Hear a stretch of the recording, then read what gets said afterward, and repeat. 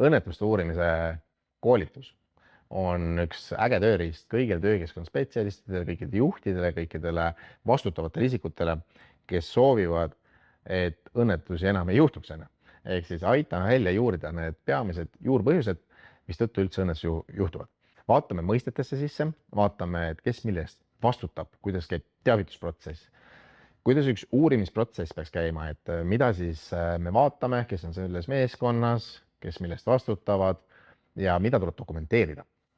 Mis meetodi me kasutame? Me võime kasutada näiteks nii-öelda 6 miksi, võime kasutada 5 why'd, 1 kuidas näiteks sinna juurde veel ja vajadusel loomulikult adapteerume, kasutame mingeid muid metoodikaid, aga need on peamised.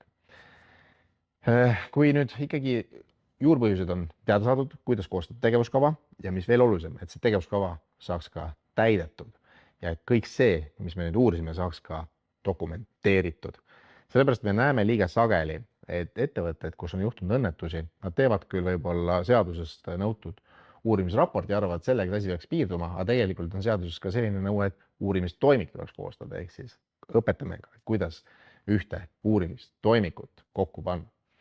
Kui see on teema, mis tundub, et teie ettevõttes on vaja läbi käia, käsitleda, siis võtke meiega ühendust info@proouts.ee ja me võtame juba ise teiega ühendust.